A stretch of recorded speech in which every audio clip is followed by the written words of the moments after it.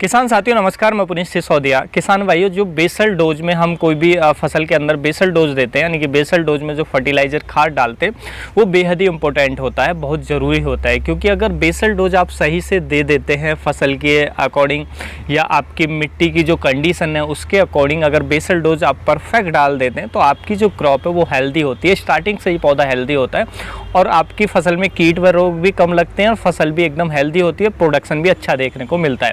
लेकिन वहीं पर यदि बेसल डोज आप सही से नहीं डालते हैं अपनी क्रॉप की कंडीशन को समझ के, फील्ड की कंडीशन को समझ के, तो उसमें हमें उतना जो प्रोडक्शन है उसमें नुकसान होता है, हमारी क्रॉप अच्छी नहीं होती है। तो आज की इस वीडियो में हम यही समझेंगे कि जब आप बेसल डोज डालने वाले हैं किसी भी फसल के अंदर तो किन बातों का आप ध्यान रखें, क्या क्या आप डाल सकते हैं बेसल डोज के अंदर, वो इस वीडियो में हम समझने वाले हैं। वीडियो काफ़ी इन्फॉर्मेटिव होगा, वीडियो को लाइक शेयर एंड सब्सक्राइब करना बिल्कुल ना भूलें। तो चलिए जानते हैं।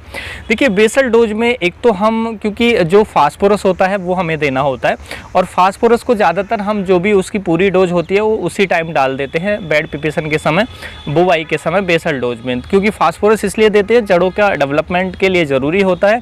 इनिशियल स्टेज में जब प्लांट उगता है तो रूट डेवलपमेंट के लिए उसकी ज़रूरत होती है और जो हमारा फास्फोरस है उसके लिए हम DAP का यूज करते हैं और फर्टिलाइज़र, वो धीरे धीरे सॉल्युबल होते हैं, इसलिए हम उनको बुवाई के समय डालते हैं। तो DAP, एक तो आप DAP डाल सकते हैं। अब देखिए, DAP की जगह आप दूसरा भी खाद ले सकते हैं, जैसे हमारा DAP को आप स्किप कर सकते हैं, उसकी जगह आता है एक अमोनियम फॉस्फेट सल्फेट। तो अमोनियम फॉस्फेट सल्फेट को भी आप यूज कर सकते हैं। अब कौन से किसान भाई DAP का उपयोग करें, कौन से किसान भाई अमोनियम फॉस्फेट सल्फेट का उपयोग करें? तो जो किसान भाई, देखिए, अगर आपकी मिट्टी के अंदर सल्फर की कमी है और फास्फोरस ठीक है, बैलेंस मात्रा में है या ज़्यादा भी है, तो ऐसी भूमियों के लिए जो हमारा अमोनियम फॉस्फेट सल्फेट फर्टिलाइज़र है वो अच्छा रहता है, क्योंकि दोनों के प्राइस एक रहते हैं। या आप ऐसी फसल लगा रहे हैं, तिलहनी फसलें जिनमें सल्फ़र की ज़्यादा ज़रूरत होती है, तो फिर आप अमोनियम फॉस्फेट सल्फेट यूज कर सकते हैं। लेकिन यदि आपको पौधे, आपकी ज़मीन में सल्फ़र पर्याप्त है और ऐसी भी कोई फसल नहीं है जिसमें सल्फ़र की ज़्यादा ज़रूरत होती है, तो आप DAP डाल सकते हैं, क्योंकि उसमें फास्फोरस अधिक मात्रा में, अगर फास्फोरस की कमी आपकी ज़मीन में, आप फास्फोरस ज़्यादा देना चाहते हैं तो DAP आपके लिए बेस्ट रहेगा। तो DAP या उनमें से कोई भी एक आप उसी तरीके से चूज कर सकते हैं। तो DAP की जो डोज है या अमोनियम फॉस्फेट सल्फेट जो फर्टिलाइजर आता है उसकी डोज 50 kg पर एकड़ के हिसाब से हम डालते हैं, बेसल डोज में डालते हैं। अब इसके साथ क्या मिक्स कर सकते हैं? इसके साथ आप पोटेशियम के लिए हम ऐड करेंगे। तो पोटेशियम के लिए एक तो MOP आता है, एक SOP आता है। तो MOP, देखिए, MOP को वो किसान यूज ना करें, जैसे यदि आप मिर्ची की फसल लगा रहे हैं, आलू की फसल लगा रहे हैं आप, या तरबूज की फसल है, तो ये तम्बाकू की फसल है, बहुत सारी फसलें हैं जो MOP के अंदर आप जानते हैं कि क्लोराइड होता है। तो क्लोराइड के प्रति, यानी कि क्लोरीन के प्रति ये जो फसलें सेंसिटिव होती है, तो ऐसी फसलों में आप MOP का यूज ना करें, उसके बजाय SOP का यूज करें।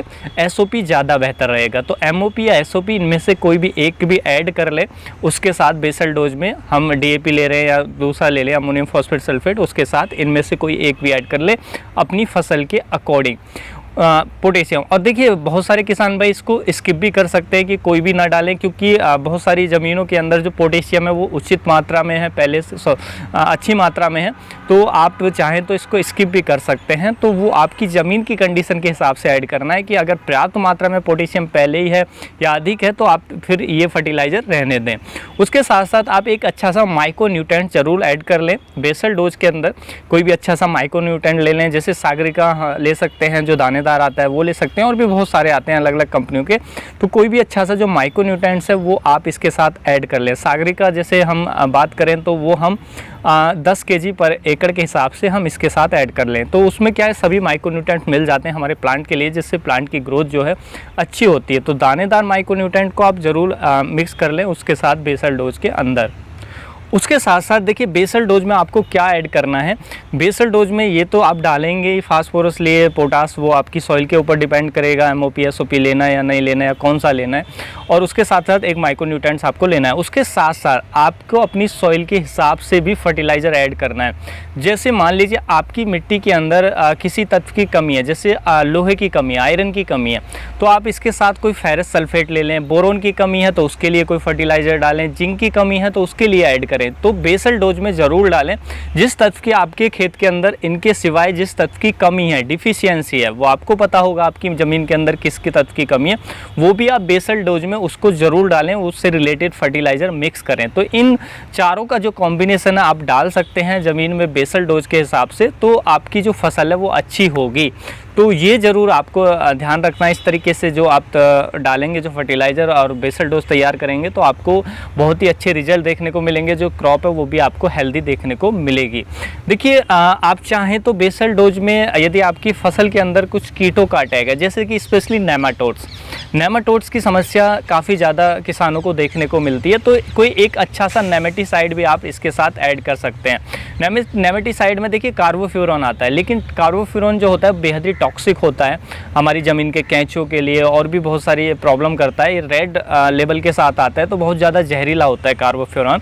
तो हालांकि इसके अंदर नेमेटिसाइडल प्रॉपर्टीज़ होती हैं, तो आप इसको डालना चाहते हैं डालें, लेकिन ध्यान रखें कि ये नुकसान देता है ज़मीन के लिए, बहुत ज़्यादा टॉक्सिक होता है। तो और भी कई अच्छे नेमेटिसाइड हैं जो इतने ज़्यादा टॉक्सिक नहीं हैं, जो हमारे मित्र कीट हैं उनके लिए, तो आप उनको भी ऐड कर सकते हैं, बेसल डोज में डाल सकते हैं। बहुत सारे दानेदार आते हैं जिनको आप ज़मीन में डाल सकते हैं। तो आप इस तरीके से जो बेसल डोज है वो तैयार करके जब डालेंगे, तो आप देखेंगे कि आपकी फसल के अंदर सभी पोषक तत्वों की पूर्ति होगी। आपकी ज़मीन में भी जो भी तत्व हैं वो एक बैलेंस मात्रा में जाएंगे, जिससे आपको प्रोडक्शन अच्छा देखने को मिलेगा। तो इन सब चीज़ों का आपको ज़रूर ध्यान रखना चाहिए जब भी आप बेसल डोज तैयार कर रहे हैं या बेसल डोज आप डालने वाले हैं ज़मीन किसी भी फसल के लिए। तो उम्मीद है जो जानकारी है आपको अच्छी लगी होगी। जानकारी अच्छी लगी तो वीडियो को लाइक करें, ज़्यादा से ज़्यादा फार्मर के साथ इसे शेयर करें। मिलेंगे हम आपको एक और नई वीडियो में नई जानकारी के साथ, तब तक के लिए आप अपना ख्याल रखें। धन्यवाद।